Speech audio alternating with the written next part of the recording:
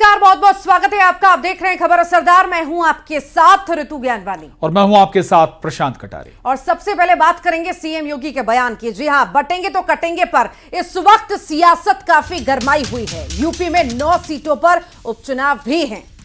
ऐसे में बीजेपी और एसपी के बीच पोस्टर वॉर चल रहा है। नारे लिखे जा रहे हैं, वार पलटवार हो रहे हैं। लेकिन समाजवादी पार्टी पोस्टर पर पोस्टर लगा रखी है। कभी जुड़ेंगे तो जीतेंगे, कभी 27 का सत्ताधीश। अब नया पोस्टर लगाया जिस पर मठाधीश का जिक्र भी किया गया है। मैंने कहा था ना कि बटोगे तो कटोगे, एक रहोगे तो नेक रहोगे। कोई माई का लाल आपका बाल बांका नहीं कर पाएगा। यूपी की 9 विधानसभा सीटों पर 13 नवंबर को उपचुनाव होना है, लेकिन उससे पहले ही सूबे में पोस्टर वॉर जारी। बीजेपी के बटेंगे तो कटेंगे नारे वाले पोस्टर के बाद राजनीति गर्मा गई, जिसके बाद समाजवादी पार्टी ने भी जुड़ेंगे तो जीतेंगे, 27 के सत्ताधीश और मठाधीश, बांटेंगे और काटेंगे जैसे नारों के साथ एक के बाद एक कई बैनर पोस्टर लगवा दिए। इन नारे के साथ अखिलेश यादव की फोटो वाले बैनर चौराहों पर लगाए गए। तो वहीं अब बीएसपी सुप्रीमो मायावती भी इस लड़ाई में कूद गई। बहनों भाइयों, राष्ट्र से बढ़कर के कुछ नहीं हो सकता, कुछ नहीं हो सकता। और राष्ट्र तब सशक्त होगा जब हम एक रहेंगे, नेक रहेंगे, तभी नेक रहेंगे। बटेंगे तो कटेंगे। आप देख रहे हैं ना, बांग्लादेश में देख रहे हो ना, तो वो गलतियां यहां नहीं होनी चाहिए। बटेंगे तो कटेंगे, एक रहेंगे तो नेक रहेंगे। ये किसी लैब में तैयार हुआ नारा है। ये किसी लैब में तैयार हुआ नारा था। उन्हें किसी से बुलवाना था तो उत्तर प्रदेश के मुख्यमंत्री से बेहतर कौन बोलता। उनकी छवि भी वैसी है। अगर वो कह रहे हैं कि बटो नहीं कटो नहीं, तो पीढ़ी परिवार भी तो नहीं बटेगा। जनता का ध्यान बांटने के लिए अब बीजेपी बटेंगे तो कटेंगे और सपा एंड कंपनी के लोग क्या कह रहे हैं, जुड़ेंगे तो जीतेंगे। इन नारों को प्रचारित करने व इनकी पोस्टरबाजी आदि भी खूब करने में लगी है, जबकि इनकी हर मामले में रही दोगली सोच व नीतियों को ध्यान में रखकर वास्तव में होना ये चाहिए कि बीएसपी से जुड़ेंगे तो आगे बढ़ेंगे व सुरक्षित भी रहेंगे। देखिए, मैं तो नहीं कहना चाहूँगा कि समाज में जो लोग हैं सबको जीने का अधिकार है, सबको काम करने का अधिकार है। मैं समझता हूँ कि समाज में सबको जो मुट्ठी बांध कर काम कर रहा है, सबको ताकत देने की जरूरत है। आपस में बांटने की और दुराव पैदा करने की न वर्ग में, न समाज में, न किसी जात में। यूपी में कई दिनों से जारी पोस्टर वॉर के बीच शनिवार को समाजवादी पार्टी ने फिर एक नया पोस्टर जारी कर दिया, जिसमें लिखा गया है कि मठाधीश बांटेंगे और काटेंगे, पीडीए जोड़ेगी और जीतेगी। ये हम लोगों को एक संदेश है कि परिवार में भी आप यदि मिलजुल कर रहेंगे तो मजबूत रहेंगे, समाज में भी आप मिलजुल करके रहेंगे तो मजबूत रहेंगे, बिखरे रहेंगे तो कमज़ोर होंगे। तो इसलिए उनको लगता है कि नहीं, एक वर्ग जो है एकजुट रहे, दूसरा वर्ग बिखरा रहे, इनकी राजनीति ऐसे चलता रहे। इंडी गठबंधन का तेजस्वी यादव हो, लालू यादव हो, सारे लोग आज हिंदू समाज को बांटने का काम कर रहा है। हमारा ये मानना है, अगर सनातन और हिंदू समाज एक रहेगा तो हम सेफ रहूंगा। कुल मिलाकर सीएम योगी ने जो नारा दिया, उस पर अब घमासान पोस्टर वॉर चल रहा है, जिसकी धमक यूपी उपचुनाव ही नहीं बल्कि झारखंड से महाराष्ट्र चुनाव का दिखाई दे रही है। Bureau report, news 18। और प्रयागराज में लगने वाले महाकुंभ में अखाड़ा परिषद ने मुस्लिमों को दुकानें ना देने की मांग सरकार से की। अब इस मांग पर घमासान तेज हो गया है। दरअसल अखाड़ा परिषद की इस मांग का समाजवादी पार्टी के सांसद जिया और रहमान बर्क ने विरोध किया और ऑल इंडिया मुस्लिम जमात के अध्यक्ष ने इस प्रस्ताव को सांप्रदायिक भी बताया।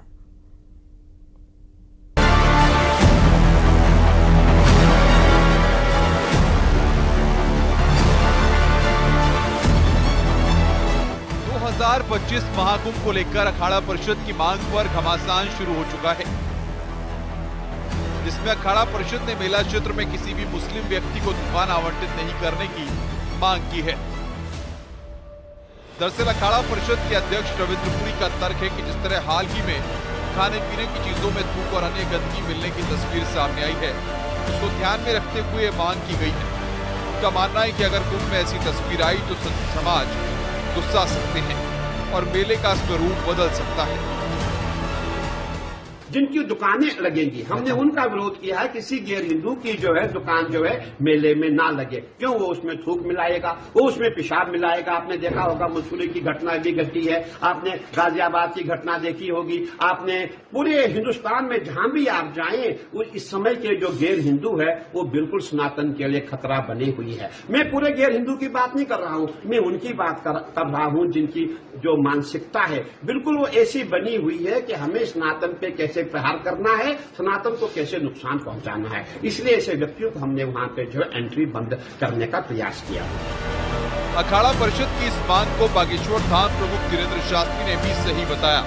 उन्होंने कहा कि जिन्हें हमारी धर्म संस्कृति की जानकारी नहीं, उनकी हमारे धार्मिक आयोजनों में क्या काम है।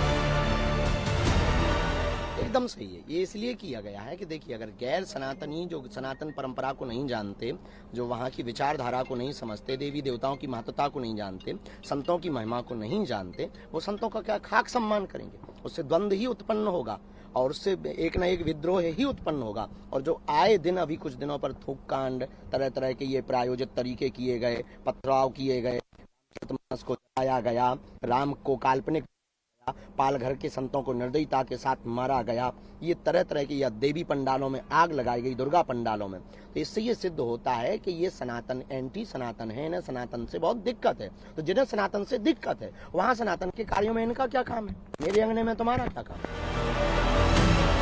धीरेन्द्र शास्त्री भले ही कह रहे हो मेरे अंगने में तुम्हारा क्या काम, लेकिन मुस्लिम धर्मगुरु और नेता अखाड़ा परिषद की इस मांग को सांप्रदायिक बता रहे हैं। समाजवादी पार्टी के सांसद जियाउर रहमान बर्क और ऑल इंडिया मुस्लिम जमात के अध्यक्ष ने इसे सांप्रदायिक बताकर सरकार से कार्रवाई की मांग कर रहे हैं। अखाड़ा परिषद का ये फिरका प्रस्ताना फैसला करोड़ों हिंदुस्तानियों और अमन पसंद शहरियों के मन को झंझोड़ने वाला है, तकलीफ पहुंचाने वाला है। इस तरह के फैसले होंगे और फिरका परस्ती को बढ़ावा दिया जाएगा तो समाज टूटने के कगार पे आ जाएगा। और अगर समाज टूटा तो ये देश के लिए निहायत ही नुकसानदेह साबित होगा। इसलिए उत्तर प्रदेश की सरकार को अखाड़ा परिषद पर लगाम लगानी चाहिए और ऐसे फैसले वापस हों। और अगर इस टाइप की ये परंपरा चलेगी तो परंपरा फिर एक ही तरफ थोड़ी रहेगी, ये परंपरा फिर सब पूरे प्रदेश और देश में रहेगी। फिर जहां आज हिंदू समाज के लोग उठा रहे हैं वहीं कल को मुस्लिम समाज उठाएंगे कि त्योहारों मेलों के अंदर दुकानें। मैं इस चीज़ के खिलाफ, मैं चाहता हूं इस पर एक सीरियसली एक एक्शन चाहिए और सब इस चीज़ को समझे कि वाकई में इस प्रदेश और देश के विकास है तो ये तभी मुमकिन होगा जब सब लोग मिलकर के रहेंगे और देश की तरक्की के लिए बात करेंगे। तो इसलिए ज़रूरी है कि ऐसे खिलाफ सख्त कदम उठाना। इस बीच महाकुंभ 2025 के लिए ऑनलाइन आवेदन की प्रक्रिया शुरू हो चुकी है। ऑफलाइन और ऑनलाइन दोनों तरीके से लोग आवेदन कर रहे हैं। पहली बार महाकुंभ के लिए सभी आवेदन ऑनलाइन स्वीकार किए जा रहे हैं। आवेदन प्रक्रिया 12 नवंबर तक जारी रहेगी, लेकिन इसी बीच अखाड़ा परिषद के प्रस्ताव पर घमासान तेज है। Report news 18। योगी आदित्यनाथ के बटोगे तो कटोगे के नारे का बागेश्वर धाम के पंडित धीरेन्द्र शास्त्री ने समर्थन किया है। बाबा ने कहा कि अगर आपस में बटोगे तो फुट फुट कर कटोगे। इतना ही नहीं, उन्होंने भगवाए हिंद की मांग भी कर दी। कहा है वो गजवाए हिंद मांगते हैं, हमने भगवाए हिंद मांग लिया तो आग क्यों लगने लगी?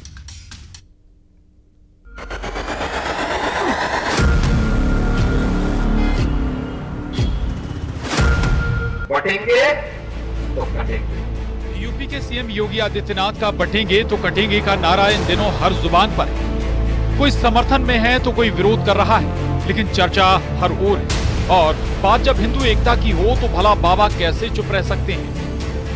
खुलकर हिंदू राष्ट्र की बात करने वाले बागेश्वर धाम के पंडित धीरेन्द्र कृष्ण शास्त्री ने योगी आदित्यनाथ के नारे का पूरा समर्थन किया। बाबा ने क्या कहा, सुनिए जरा। बिल्कुल सही है। अगर आप आपस में बटोगे तो निश्चित रूप से फुटकर करके कटोगे। एक हमारे पास जिम वाला आदमी आया, हमने एक लकड़ी दी, उसने तोड़ दी। हमने 2 लकड़ियां दी, उसको थोड़ी मेहनत पड़ी, उसने तोड़ दी। हमने 10 लकड़ियों का गट्ठा दिया, उसकी नानी मर गई, नहीं तोड़ पाया। यही हम हिंदुओं का हाल है। एक एक रहोगे टूट जाओगे, 1-2 रहोगे तो टूट जाओगे, लेकिन एक साथ सभी हिंदू रहेंगे, उनकी नानी आ जाएगी, वो हिंदुओं को तोड़ नहीं पाएगी। बाबा यही नहीं रुके, बटेंगे तो कटेंगे का संदेश देते हुए उन्होंने भगवाए हिंद की मांग भी कर दी। वो गजवाए हिंद मांगते, हमने भगवाए हिंद मांग लिया तो तुम्हें आग लगने लगी। पंडित धीरेन्द्र कृष्ण शास्त्री रायपुर पहुंचे थे, जहां उन्होंने योगी आदित्यनाथ की तरह बटेंगे तो कटेंगे का नारा दिया। इस दौरान उन्होंने सनातन धर्म और संतों के सम्मान पर भी कई बातें कही। बाबा ने कहा, जो लोग सनातन धर्म को नहीं जानते, जो सनातन धर्म की परंपरा को नहीं जानते, उन्हें कैसे पता कि सम्मान क्या होता है, साधु संतों का सम्मान कैसे होता है?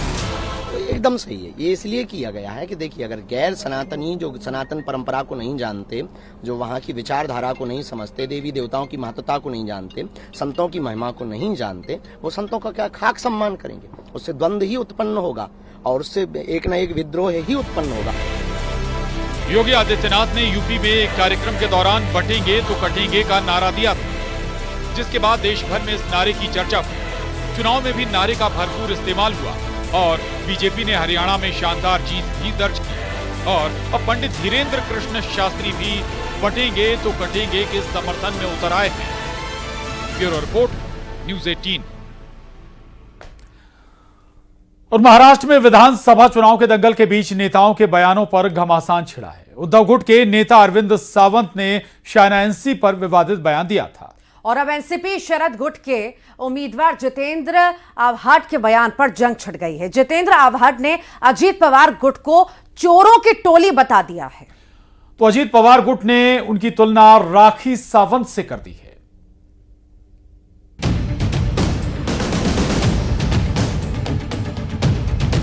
महाराष्ट्र विधानसभा चुनाव से पहले बयान युद्ध जारी है। नेताओं के बयानों पर घमासान छिड़ा।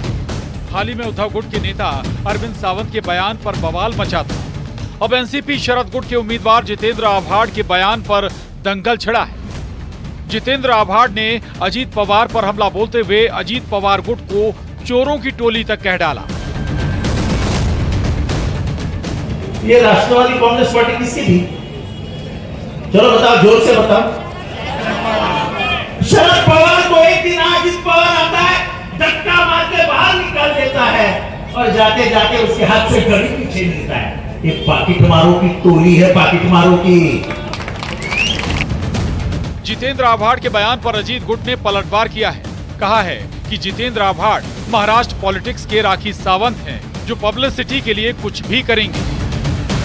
जितेंद्र आव्हाड का मानसिक स्वास्थ्य खराब होने के कारण वो जानबूझकर प्रसिद्धि पाने के लिए ऐसे विधान कर रहे हैं। जितेंद्र आव्हाड महाराष्ट्र के राजनीति के राखी सावंत है, जो प्रसिद्धि पाने के लिए ऐसे विधान करके वो पब्लिसिटी पाना पसंद करते हैं। तो एक तरफ जितेंद्र आव्हाड के अजीत पवार गुट में वार पलटवार का दौर जारी है, तो अरविंद सावंत के बयान पर भी सियासत गर्म है। अपने विवादास्पद बयान पर उद्धव गुट के नेता अरविंद सावंत ने माफी मांगी है और कहा है कि उनकी भावना किसी को ठेस पहुंचाने की नहीं थी। चुनाव की वजह से ऐसा माहौल बनाया गया। एक राजनीतिक लाभ उठाने के लिए चुनाव है, राजनीतिक लाभ उठाओ। चलो एक शब्द को पकड़कर, जो मेरी भावना कभी नहीं थी, आज भी नहीं, कल भी नहीं रहेगी, और मैंने किसी व्यक्तिगत नाम भी नहीं लेके आया था, फिर भी वो उसको जिस तरह से माहौल बनाया जा रहा है वो देखकर दुख होता है। अरविंद सावंत ने अपने बयान पर माफी मांग ली है, लेकिन संजय राउत ने उनके बयान का समर्थन किया। संजय राउत ने कहा कि सावंत के बयान से कोई अपमान नहीं हुआ है। बीजेपी ने संजय राउत पर हमला बोला है। कोई अपमान नहीं हुआ है। अरविंद सावंत जी हमारे एक बहुत ही बुजुर्ग हमारे साथी और नेता है, सांसद है। क्या कहा अरविंद जी ने? अरविंद जी ने इतना ही कहा है कि ये जो कि भाजपा की महिला उम्मीदवार है वो इस क्षेत्र में मुंबा देवी में बाहर से आई है, इंपोर्टेड माल है। अगर इंपोर्टेड माल है बाहर का, उसमें महिला का अपमान कहां होगा? जो बात संजय राउत जी ने कही है महिलाओं के प्रति इंडी गठबंधन की भर्त्सना योग्य, निंदनीय और निम्न मानसिकता का प्रतीक है। और दूसरा मैं उनसे पूछना चाहूंगा, ये बाहर की डेफिनेशन कहां तक है? सिर्फ पार्टी की सीमा तक है, महाराष्ट्र की सीमा तक है या देश की सीमा तक है? कितने बाहर के लोगों से समर्थन ले रहे हो मेरे भाई? शायना एनसी अरविंद सावंत को माफ करने के लिए तैयार नहीं है। शायना एनसी ने कहा है कि अरविंद सावंत माफी मांगते हैं, लेकिन संजय राउत कहते हैं कि माफी नहीं मांगूंगा। शायना एनसी ने कहा है कि मुंबा देवी की महिलाएं ही अरविंद सावंत को जवाब देंगी। अरविंद सावंत ने माफी मांगी 30 घंटे बाद, और संजय राउत ने बिल्कुल विपरीत कहा कि मैं माफी नहीं मांगूंगा। और क्यों माफी मांगना चाहिए? और जो अरविंद सावंत माफी ही मांग रहे हैं तो मुंबा देवी के हर एक महिला को माफी मांगे, वो ही बेहतर होगा। तो महाराष्ट्र में बयानों का दंगल छिड़ा है, सियासी घमासान जारी है। कोई किसी को चोरों की टोली बता रहा है तो किसी की तुलना राखी सावंत से की जा रही है। Bureau report, news 18। न्यूजीलैंड से 3 मैचों की टेस्ट सीरीज में भारत को करारी हार मिली है। कीवी टीम ने भारत की जमीन पर ही भारत को मात दे दी है। 3-0 से सीरीज क्लीन स्वीप किया है। आखिर भारत की हार के कौन है गुनहगार, आइए जानते हैं।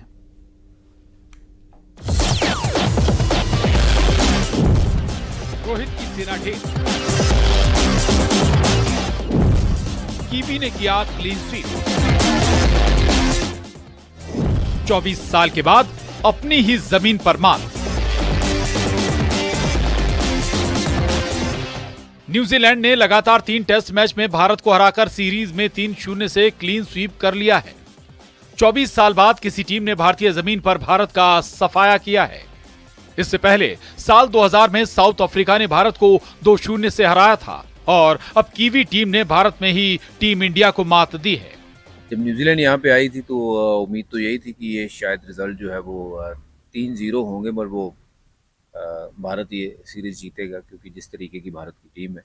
But they out played us, they played better cricket than अस, यही कह सकता हूँ। और जो कंडीशंस थी वो जो बनाई गई थी कंडीशंस, वो उसका भरपूर फायदा उठाया न्यूजीलैंड ने। They were the smartest team and they played better cricket than us. Simply we have to accept it and move forward from here. Fans से लेकर एक्सपर्ट्स तक का अनुमान था कि भारतीय टीम न्यूजीलैंड से तीनों टेस्ट मैच जीतेगी, लेकिन नतीजा इसके ठीक उलट आया है। कीवी टीम ने भारत को हराकर सीरीज 3-0 से अपने नाम कर ली है। भारत की हार की कई वजह हैं।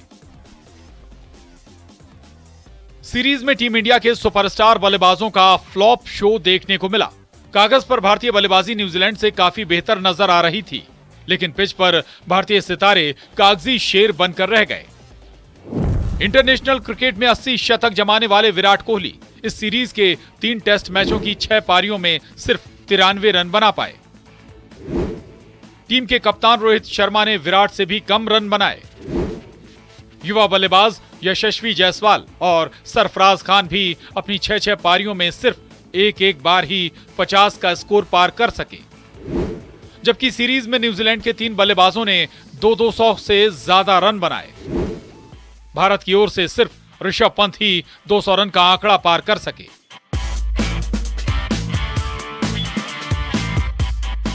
न्यूजीलैंड के left arm spinners team India पर भारी पड़े। सीरीज में एजाज पटेल ने 15 और मिचेल सेटनर ने 13 विकेट लिए। पुणे टेस्ट में मिचेल सेटनर और मुंबई टेस्ट में एजाज पटेल ने भारतीय बल्लेबाजों को बेअसर साबित किया। सेटनर ने पुणे में कुल 13 विकेट झटके, जबकि एजाज पटेल ने मुंबई टेस्ट में 11 विकेट निकाले। उन्हें पुणे और बेंगलुरु में भी 2-2 विकेट मिले। भारत के अनुभवी स्पिनर रविचंद्रन अश्विन इस सीरीज में पूरी तरह फेल रहे। वे 3 टेस्ट में सिर्फ 9 विकेट ही ले सके। तो न्यूजीलैंड ने एजाज करके बॉलर है, उसने बहुत अच्छा बॉल किया।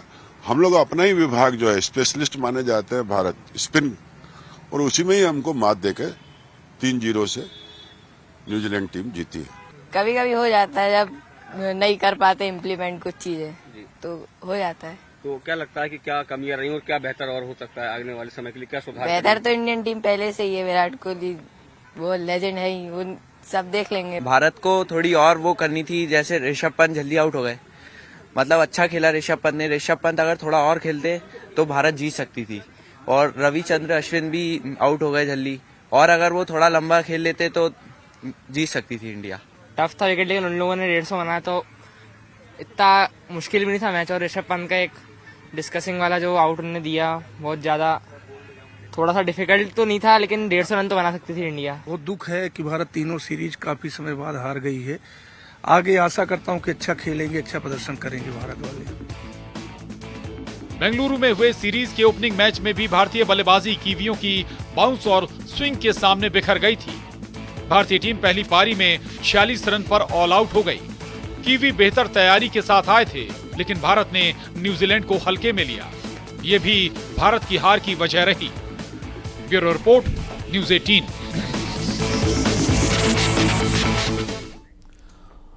और झारखंड विधानसभा चुनाव को लेकर बीजेपी ने अपना घोषणा पत्र जारी किया। संकल्प पत्र के नाम से जारी बीजेपी के घोषणा पत्र में 25 संकल्प का जिक्र है, जिसमें सभी वर्गों का ख्याल भी रखा गया है। आइए आपको दिखाते हैं।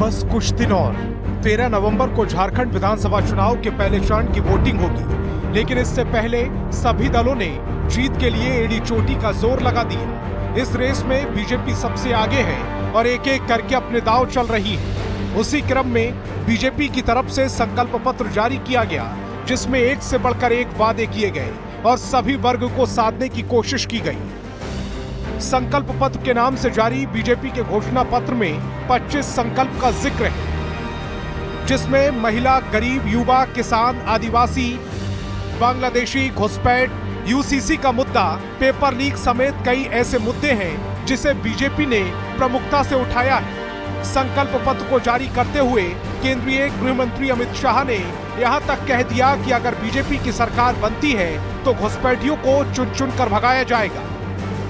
झारखंड का ये चुनाव झारखंड का भविष्य सुनिश्चित करने का चुनाव है। झारखंड की महान जनता ने तय करना है कि आकंठ भ्रष्टाचार में डूबी हुई सरकार चाहिए या विकास के रास्ते पर मोदी जी के नेतृत्व में चलती हुई भाजपा सरकार चाहिए।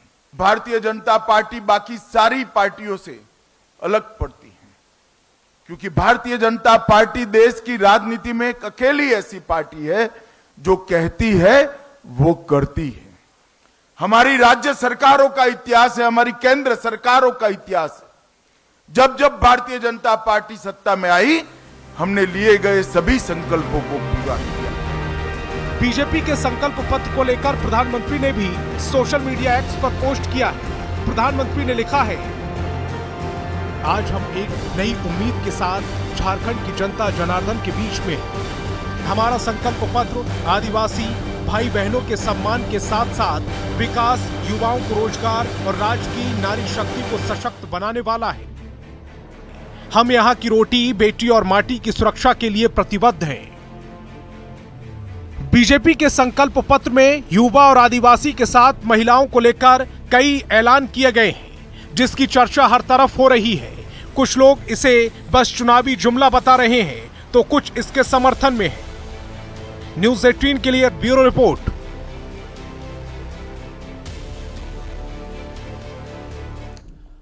और इसी के साथ ही खबर असरदार में आज के लिए इतना ही। आप बने रहिए न्यूज़ 18 के साथ।